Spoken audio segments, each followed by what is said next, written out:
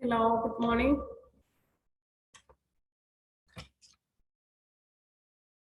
Good morning. എന്താ നിങ്ങളുടെ അവസ്ഥ? എല്ലാരും ജോയിൻ ചെയ്യാൻ എന്തോ ഒരു താമസമാണ്. 9 മണി കഴിഞ്ഞിട്ട് ഇപ്പോഴും ഇങ്ങനെയാണെങ്കിൽ എങ്ങനെ കോളേജിൽ വരിക? വീട്ടിൽ നിന്ന് ഓൺലൈൻ ക്ലാസ് ജോയിൻ ചെയ്യാൻ ഇത്രയും താമസമാണെങ്കിൽ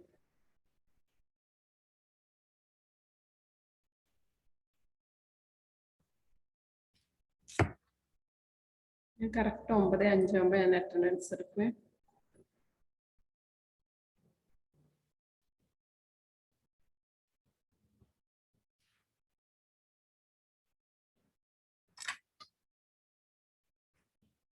നമ്പർ 1 പറഞ്ഞോളൂ. 1 ഇല്ല. 2 2 present, miss. 3 3 absent. 4 4 present, miss. 5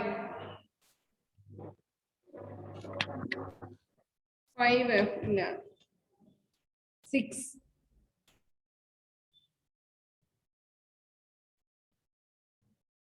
ഇല്ല. 7 8 9 10 10 present, miss. okay 11 11 present, miss. 12 12 present, miss. 13 14 14 present. 15 present, miss. 16 present. 17 18 19 20 present, miss. 21 21 present. 22 22 present. 23 24 25 26 present. 27 27 present. 28 28 present. 29 present. 30 30 present. 31 32 32 present. 33 34 36. 37 38 38 39 40 41 41 present. 42 43 present. 44 45 46 46 45 present. 40 47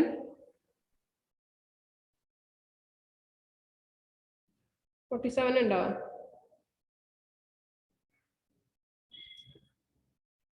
അഞ്ച് minute ആവുമ്പോൾ 19 ആളെ ആകെ ക്ലാസ്സിൽ join ചെയ്തിട്ടുണ്ട് അല്ലേ? 9 present. 24 ഉണ്ട് മിസ്സേ. 1 present ആണ്. എത്ര നേരം 9 ഉണ്ട്. 1-നൊക്കെ 1 3 ഉണ്ടോ? 5 1 present, miss. 3 5 6 6 present, miss. 7 8 8 present. 9 9 present. 13 17 17 present. 18 19 23 24, 25, 24 ഉണ്ട്. 25, 31, 33, 34, 37, 39, 40, 42, 44, 45, 47. 45%.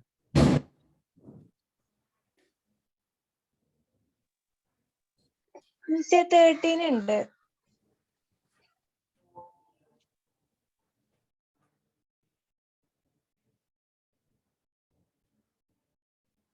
ഞാൻ ഈ നാളെ മുതൽ തുടക്കത്തിലെ ക്ലാസ് അറ്റൻഡൻസ് വിളിക്കൂട്ടോ. നിങ്ങൾ അത് വിചാരിച്ചിട്ടാണ് ലാസ്റ്റ് ജോയിൻ ചെയ്യാൻ നിൽക്കണമെന്ന് എനിക്ക് തോന്നുന്നുണ്ട്.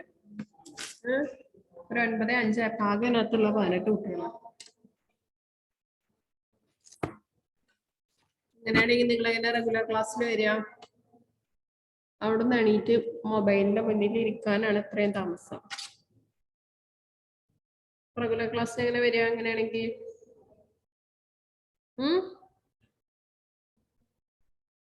എന്തെങ്കിലും ആൻസർ ചെയ്യാത്ത? ചിലപ്പോ ബസ്സൊക്കെ കയറി വരണ്ടേ? എങ്ങനെ നിങ്ങൾ വരിക? അപ്പൊ റെഗുലർ ക്ലാസ് വേണ്ടേ? വേണ്ടേ?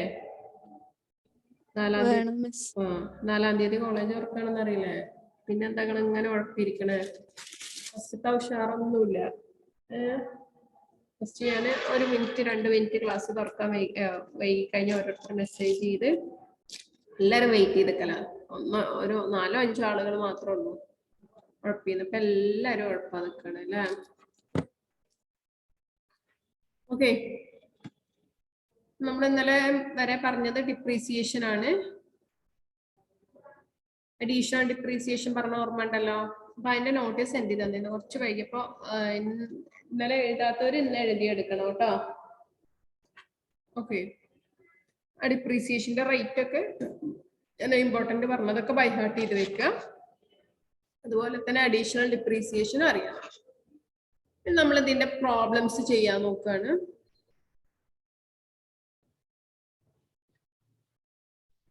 നോക്കാം. ABC Company Limited has 4 assets depreciable at the rate of 25%. As on 1st April 2019, the value of the asset as per income tax record is rupees 1 lakh. During the year 2019-20, the company purchased another asset at a depreciable rate 25% on 1st June 2019 for rupees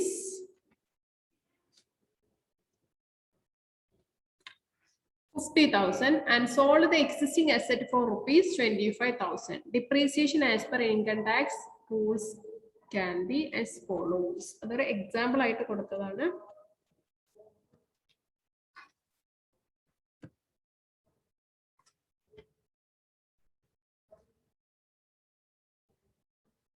Calculate depreciation. അത്രയും കൊടുക്കാം. Clear? ഇങ്ങനെയാണ് ഇത് ചെയ്യാൻ നോക്കൂ. എന്താ തന്നിരിക്കുന്നത്?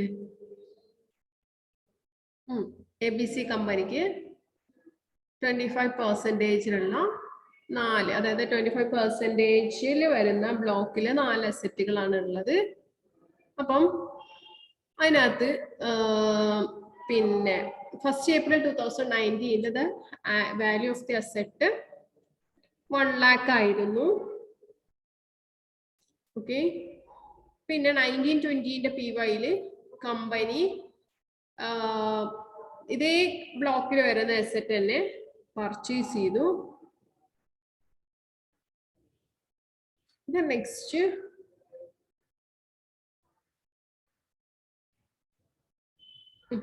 അതുപോലെ തന്നെ എക്സിസ്റ്റിംഗ് അസറ്റ് 50,000 rupees സെയിൽ ചെയ്യുകയും ചെയ്തു. ഈ കമ്പനി പർച്ചേസ്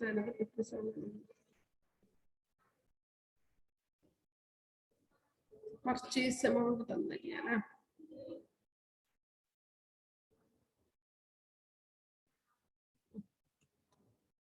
rupees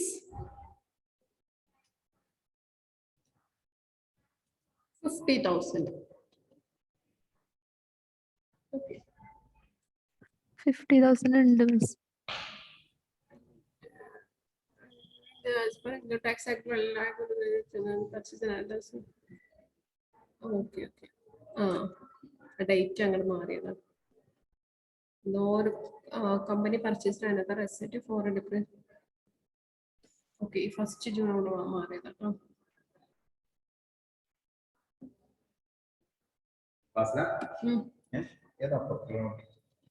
എനിക്കറിയില്ല, ഞാൻ നോക്കിയില്ല. ഇംഗ്ലീഷിലെ കുട്ടിയല്ലേ. ഓക്കെ, ശരിയല്ലേ? ശരിയല്ലേ? മനസ്സിലായത്? അതായത് 1st April 2019 value of asset തന്നിട്ടുണ്ട് 1 lakh. പിന്നെ 1920 അയാൾ പുതിയ അസെറ്റ് വാങ്ങിച്ചതായിട്ട് തന്നിട്ടുണ്ട് 50,000 റുപ്പീസിന്റെ. 1st June 2019 അയാൾ എക്സിസ്റ്റിംഗ് ആയിട്ടുള്ളത്, അതായത് ഇപ്പൊ നമ്മളിവിടെ അസസ്മെന്റ് ഇയർ PY ഒന്നും നോക്കണില്ല, ജസ്റ്റ് തന്നിരിക്കുന്ന ക്വസ്റ്റ്യൻ എങ്ങനെ സോൾവ് ചെയ്യാന്നുള്ള കേട്ടോ. ആ ഒരു ഡിപ്രീസിയേഷൻ എത്രയാണെന്നുള്ള കാൽക്കുലേറ്റ് ചെയ്യണം. 1st June 2019 അയാൾ എക്സിസ്റ്റിംഗ് ആയിട്ടുള്ള അസെറ്റ് 25,000 രൂപയ്ക്ക് വിറ്റു. അങ്ങനെയാണെങ്കിൽ അതായത് എക്സിസ്റ്റിംഗ് അസെറ്റിൽ 25,000 രൂപയ്ക്കുള്ളത് വിറ്റു. അങ്ങനെയാണെങ്കിൽ അതിന്റെ ഡിപ്രീസിയേഷൻ എത്ര ആയിരിക്കും എന്നുള്ളതാണ് നോക്കണം. അപ്പൊ നമ്മൾ നോക്കൂ, ഒരു എക്സാമ്പിൾ ആയിട്ട് റിട്ടൺ ഡൗൺ വാല്യൂ 1/4/2019 1 lakh ആണ് അല്ലെ. അതിന്റെ കൂടെ പർച്ചേസ് ചെയ്തത് 50,000 രൂപ. അയാളുടെ കയ്യിൽ നിലവിലുള്ളത് 1,50,000 റുപ്പീസിന്റെ അസെറ്റ് ആയിരിക്കും. ഓക്കെ, അതിന് 25,000 റുപ്പീസിന്റെ അസെറ്റ് അയാൾ വിറ്റു. അങ്ങനെയാണെങ്കിൽ ബാക്കി 1,25,000. ഈ 1,25,000 നമ്മൾ ഡിപ്രീസിയേഷൻ കണ്ടുപിടിക്കേണ്ടത്. ഓക്കെ, അതായത് 25% ഡിപ്രീസിയേഷൻ 31,250. ഓക്കെ, അങ്ങനെ വരുമ്പോ 31/3/2020 അതിന്റെ റിട്ടൺ ഡൗൺ വാല്യൂ എത്ര ഉണ്ടാവും? 93,750. ഓക്കെ, 93,750 ആണ് 31/3/2020 അതിന്റെ വാല്യൂ ആയിട്ട് വരുന്നത്. ഇനി നമുക്ക് അതിലെ ഈ വർഷത്തെ ഡിപ്രീസിയേഷൻ ഇപ്പൊ ഈ ഒരു PYയിൽ എത്ര കൊടുത്തിട്ടുണ്ടാവും എന്നുള്ളതെങ്കിൽ എങ്ങനെയായിരിക്കും? ഇങ്ങനെയായിരിക്കും, ഈ 93,750യുടെ 25% അല്ലെ, 93,750ന്റെ 20%. അപ്പൊ ഇത് ജസ്റ്റ് ഒരു എക്സാമ്പിൾ ആയിട്ട് എങ്ങനെയാണ് അതിന്റെ ഡിപ്രീസിയേഷൻ കാൽക്കുലേറ്റ് ചെയ്യാന്നുള്ളത് നോക്കിയാൽ മതി. ക്വസ്റ്റ്യൻ ആയിട്ട് ഞാൻ തരാം. റിട്ടൺ ഡൗൺ വാല്യൂ 1 lakh, അതിന്റെ കൂടെ നമ്മൾ പർച്ചേസ് ഉണ്ടെങ്കിൽ അത് ആഡ് ചെയ്യാം, സെയിൽസ് ഉണ്ടെങ്കിൽ കുറക്കുക. എന്നിട്ട് ആ നെറ്റ് വാല്യൂമയാണ് നമ്മൾ ഡിപ്രീസിയേഷൻ കണ്ടെത്തേണ്ടത്. ഡിപ്രീസിയേഷൻ കുറച്ച് കഴിഞ്ഞാൽ അത് റിട്ടൺ ഡൗൺ വാല്യൂ. ഇപ്പൊ നമ്മുടെ അക്കൗണ്ടിങ്ങിലൊക്കെ ചെയ്യുന്ന പോലെയുള്ള ഒരു പ്രൊസീജിയർ തന്നെയാണ്. അപ്പോ ഇവിടെ പർച്ചേസിന് ഫുൾ ഡിപ്രീസിയേഷൻ കിട്ടുമോ എന്നുള്ളത് നമ്മൾ നോക്കണം. പർച്ചേസിന് ഫുൾ ഡിപ്രീസിയേഷൻ കിട്ടുമോ എന്നുള്ളത് നമ്മൾ നോക്കണം. അപ്പൊ ഇവിടെ നോക്കൂ, എത്ര രൂപയൊക്കെ പർച്ചേസ് ചെയ്ത ഡേറ്റ് തന്നിട്ടുണ്ടല്ലോ. ഓക്കെ, ഡേറ്റ് തന്നിട്ടില്ല അല്ലെ, സെയിൽ ചെയ്ത ഡേറ്റ് തന്നെ. അപ്പൊ പർച്ചേസ് ചെയ്ത ഡേറ്റ് തന്നിട്ടുണ്ടെങ്കിൽ നമ്മൾ അവിടെ 180 ഡേയ്സ് തികഞ്ഞോ എന്നുള്ളത് ചെക്ക് ചെയ്യും. പുറത്തു പോകണം.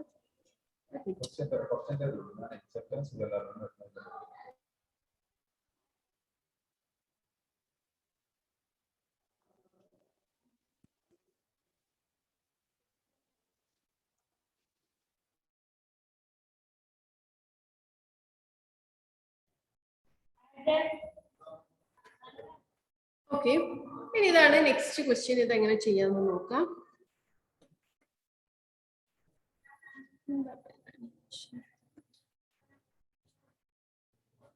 ഈ ക്വസ്റ്റ്യൻ എല്ലാവരും എഴുതിയെടുക്കാം, എന്നിട്ട് ചെയ്യാം.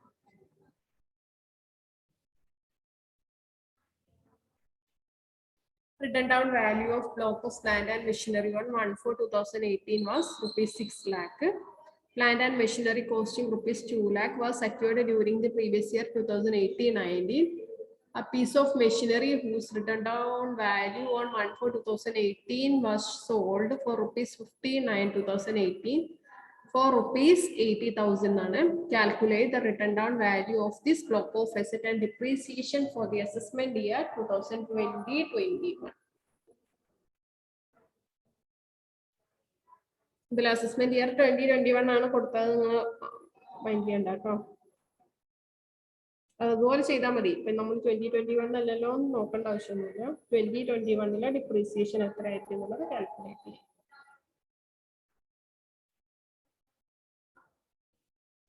ക്വസ്റ്റ്യൻ എഴുതിയെടുക്കും എല്ലാവരും.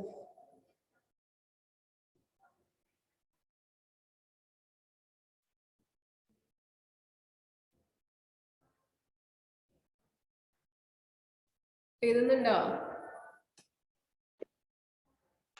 മിസ്.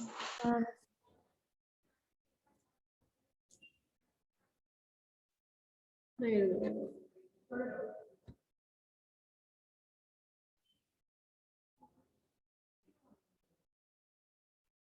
ഒക്കെ ഗ്രൂപ്പിലാ മെസ്സേജ് ചെയ്യുന്നത് അല്ലേ? പ്രസന്റിന്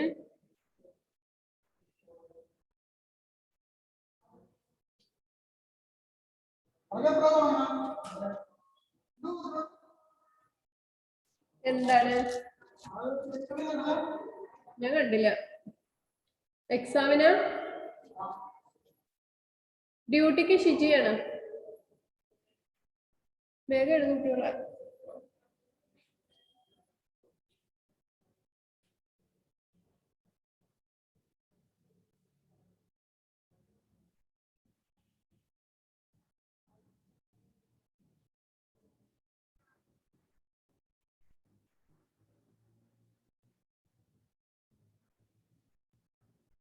എഴുതി കഴിഞ്ഞോ? ഇല്ല മിസ്.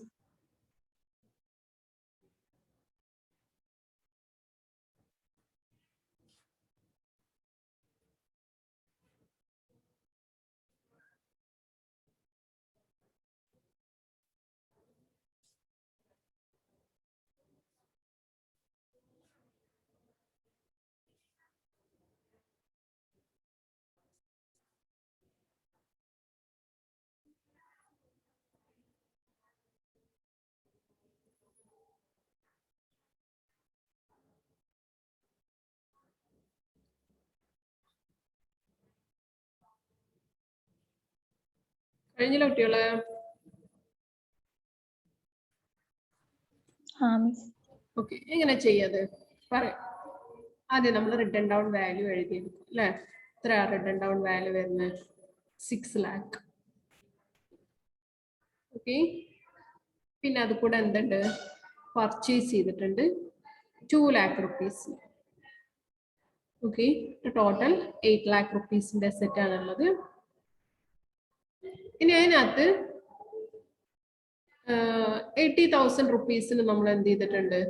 വിറ്റിട്ടുണ്ട്.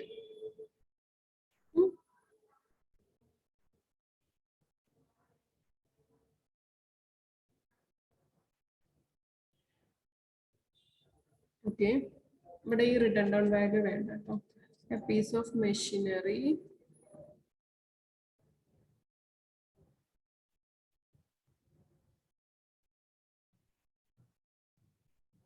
ഇങ്ങനെയാണ് വേറെ ക്വസ്റ്റ്യന്.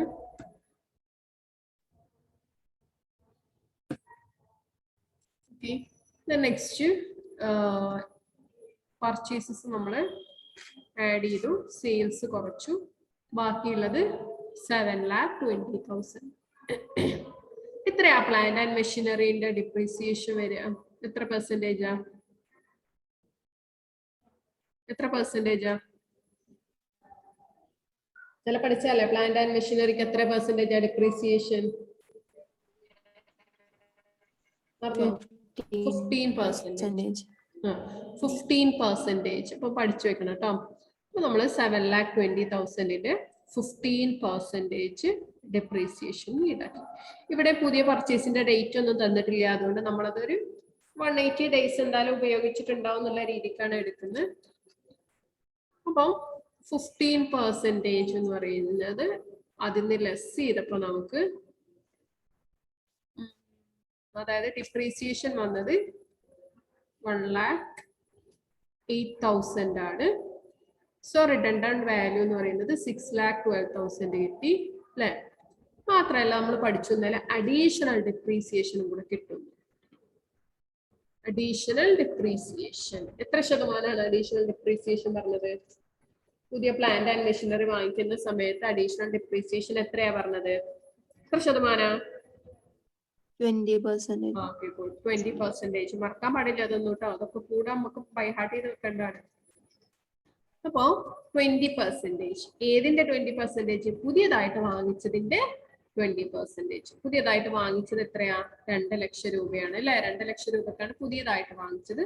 സോ ആ 2 ലക്ഷത്തിന്റെ 20% അഡീഷണൽ ഡിപ്രീസിയേഷൻ വരുന്നത്.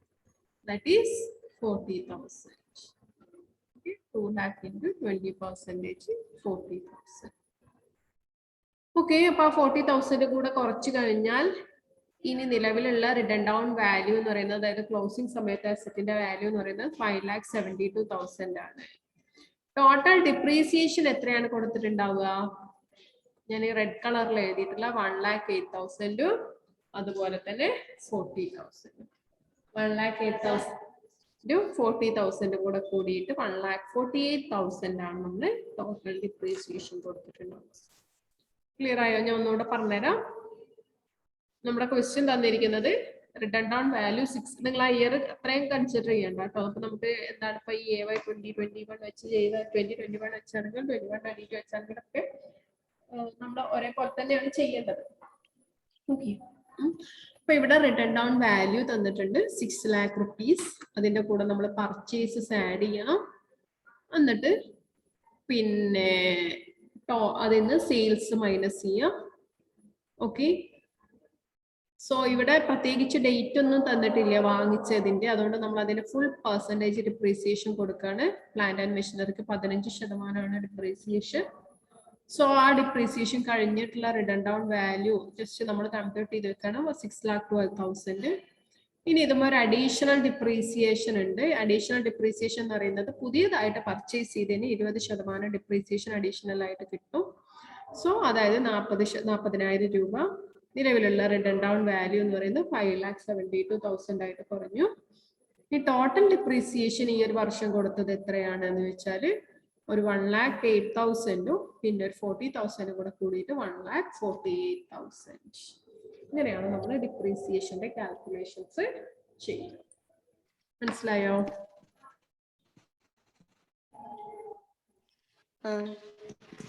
ചെയ്യും. ഞാൻ നിങ്ങളെ ഗ്രൂപ്പിലൊന്ന് മെസ്സേജ് ചെയ്തുകൊണ്ട് നിൽക്കാം. ഈ വൈകി ജോയിൻ ചെയ്തവരൊക്കെ ഉണ്ടല്ലോ, ഒക്കെ എനിക്ക് നോട്ട് സെൻഡ് ചെയ്ത് തന്നിട്ടുള്ളൂ. ഞാൻ എത്ര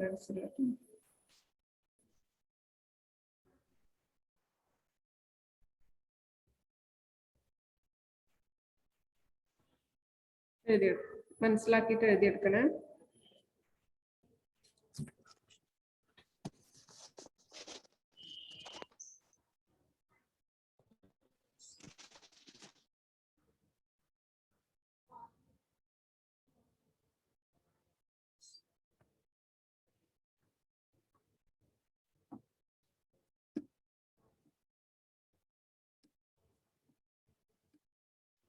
rupees 80,000.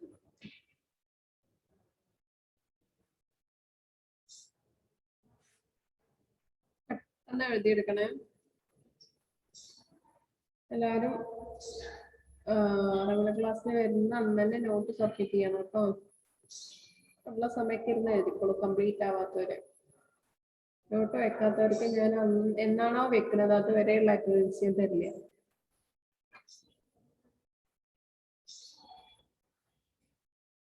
കേട്ടല്ലോ? കേട്ടോ ഞാൻ പറഞ്ഞത്?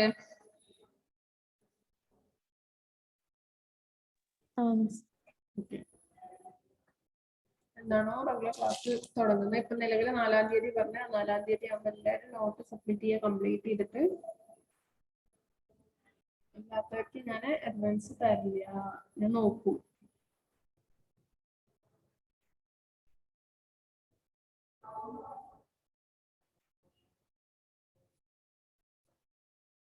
എഴുതി കഴിഞ്ഞാ പറയണേ.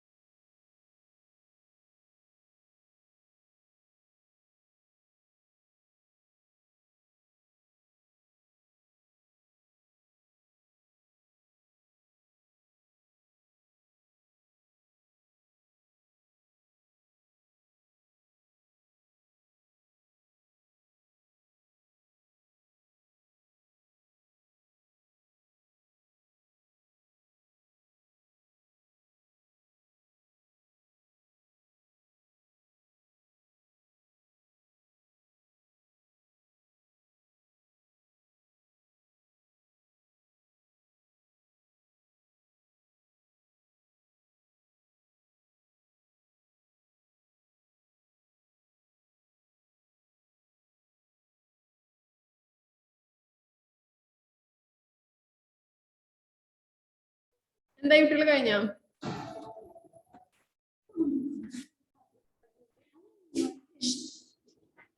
എഴുതി കഴിഞ്ഞോ? കഴിഞ്ഞോന്ന് ചോദിച്ചാലും മറുപടി കഴിഞ്ഞില്ലേ?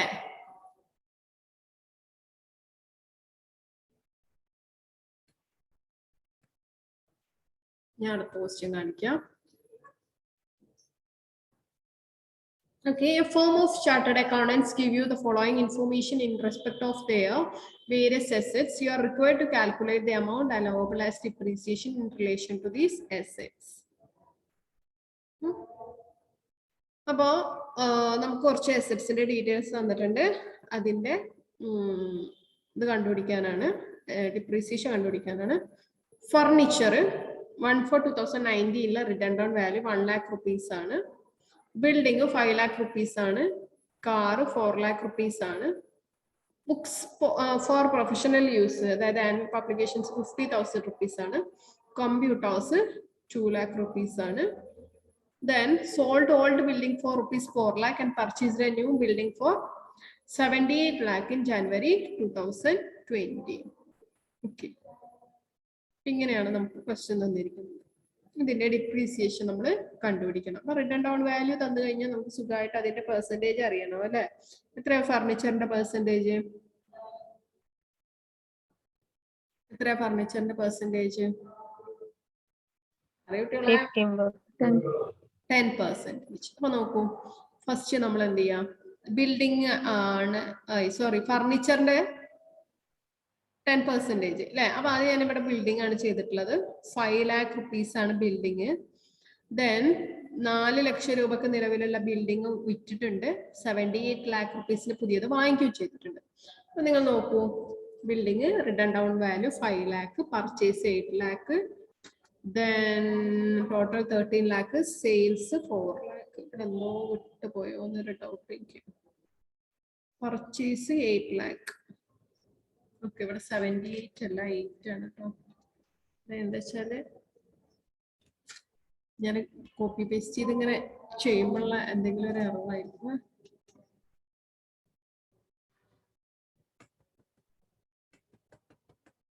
അപ്പൊ 5 lakh എങ്ങനെ ചെയ്യും? ബിൽഡിങ്ങിന്റെ കേസിൽ 5 lakh, അതിന്റെ കൂടെ നമ്മള് പർച്ചേസസ് ആഡ് ചെയ്തു, സെയിൽസ് ലെസ് ചെയ്തു, ശരിയല്ലേ?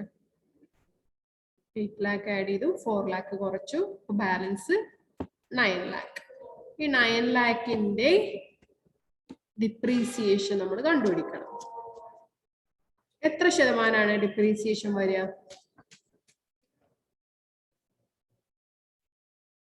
10%. അപ്പൊ കുട്ടികൾ അവിടെ 90,000 വരണ്ടേ?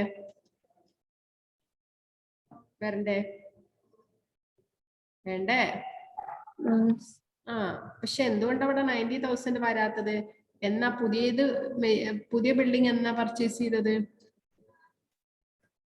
ജനുവരിയിലാണ് വാങ്ങിച്ചത് അല്ലേ? കണ്ടില്ലേ? ജനുവരി 2020 ലാസ്റ്റ് തന്നിട്ടുണ്ട്. ജനുവരി 2020 പുതിയ ബിൽഡിംഗ് വാങ്ങിച്ചത്. അതുകൊണ്ട് തന്നെ അത് 180 days യൂസ് ചെയ്തിട്ടില്ല. അപ്പൊ അതിന് പകുതിയല്ലേ കിട്ടുള്ളൂ.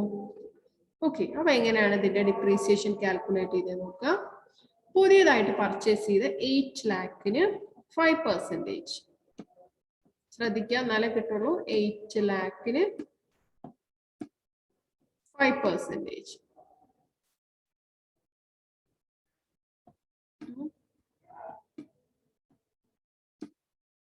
കാരണം അതിന്റെ പകുതി കിട്ടും. അപ്പൊ എത്രയും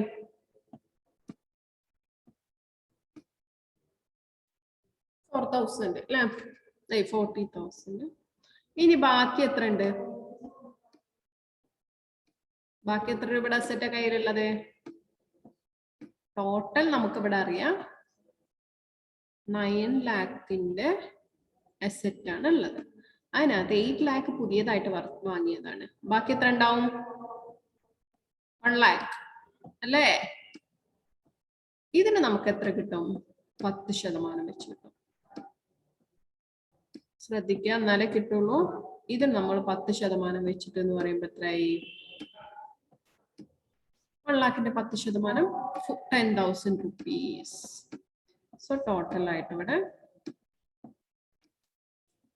50,000 rupees. അങ്ങനെ മനസ്സിലായോ? അപ്പൊ ഇതിനകത്താണ് നമ്മൾ പുതിയതായിട്ട് പർച്ചേസ് ചെയ്യുന്ന asset 1 year 180 days minimum use ചെയ്തിട്ടില്ലെങ്കിൽ അതിന്റെ പകുതി ഡിപ്രീസിയേഷനെ കിട്ടുള്ളൂ എന്നുള്ള കാൽക്കുലേഷൻ ചെയ്യുന്നത്. ഓക്കെ, അപ്പൊ എഴുതിയുമ്പോ അങ്ങനെ സ്പ്ലിറ്റ് ചെയ്ത് എഴുതാം. 8 lakh at the rate of 5%, 40,000. 1 lakh at the rate of 10%, 10,000. Total depreciation 50,000. Next block 2 വരുന്നത് ഫർണിച്ചർ ആണ്. 1 lakh ആണ്. അതിന് പിന്നെ അഡ്ജസ്റ്റ്മെന്റ് ഒന്നുമില്ല. 1 lakhന്റെ 10% 10,000 രൂപ ഡിപ്രീസിയേഷൻ വന്നു. പിന്നെ കാറാണ്. ഓക്കെ, അപ്പം കാറിന്റെ റിട്ടേൺ ഡൗൺ വാല്യൂ നമുക്ക് തന്നിട്ടുണ്ട്.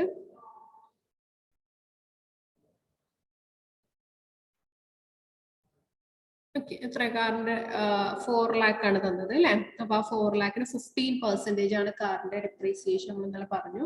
സോ അതിന് 60,000. ദെൻ ബുക്സിന് 40% ആണ്. 50,000 രൂപയുടെ ബുക്സ് ആണെന്ന് പറഞ്ഞത്. സോ 40% 20,000 രൂപ. കമ്പ്യൂട്ടേഴ്സ് 2 lakh rupeesന്റെ ആണ് ഉള്ളത്. അതിനും 40% ആണ് ഡിപ്രീസിയേഷൻ, 80,000 rupees. അങ്ങനെ ടോട്ടൽ ഡിപ്രീസിയേഷൻ 2,20,000.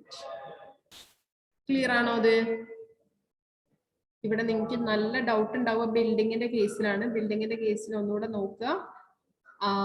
ടോട്ടൽ ആയിട്ട് നമുക്ക് ലാസ്റ്റില് ഉള്ളത് 9 ലക്ഷം രൂപയുടെ ബിൽഡിംഗ് ആണ്.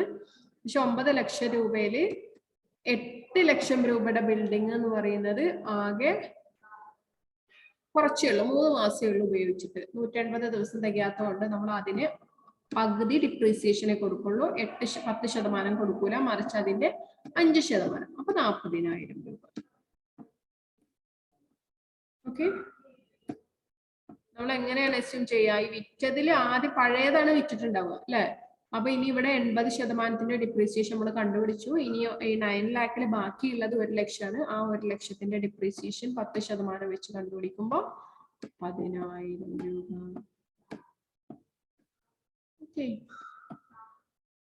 അങ്ങനെ നമ്മൾ ടോട്ടൽ ഡിപ്രീസിയേഷൻ കണ്ടുപിടിച്ചു. ഇവിടെ റിട്ടേൺ ഡൗൺ വാല്യൂ ഒന്നും കണ്ടുപിടിക്കുന്നില്ല, ഡിപ്രീസിയേഷൻ മാത്രമാണ് കണ്ടുപിടിക്കുന്നത്. ക്ലിയർ ആയോ കുട്ടികളെ?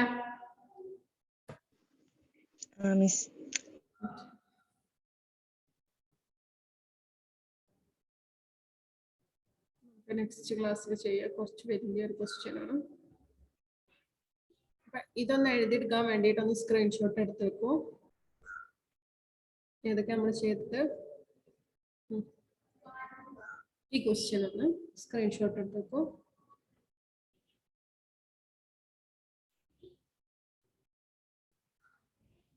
ചെയ്തോ? ഞാൻ ആൻസർ ഒന്ന് സ്ക്രീൻഷോട്ട് എടുത്തേക്കും. താഴെ കൊടുത്തിട്ടുണ്ട് കേട്ടോ, കറക്റ്റ് നോട്ട്സ് ഒക്കെ ആയിട്ട് കൊടുത്തിട്ടുണ്ട്.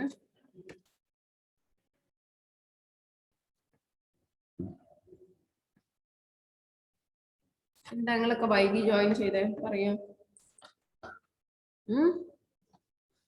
എന്താണ് ജോയിൻ ചെയ്യാൻ വൈകിയത്? അറ്റൻഡൻസ് ഇങ്ങനെ പറയണ്ടല്ലോ. നമ്പർ 3 ഉണ്ടോ? 5.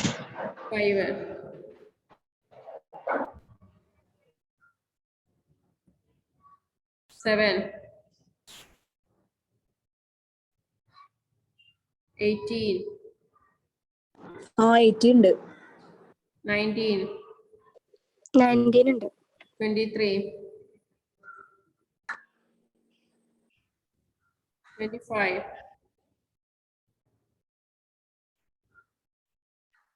31, 31 ഉണ്ട്. 33, 34, 37, 39, 40, 40 42, 44,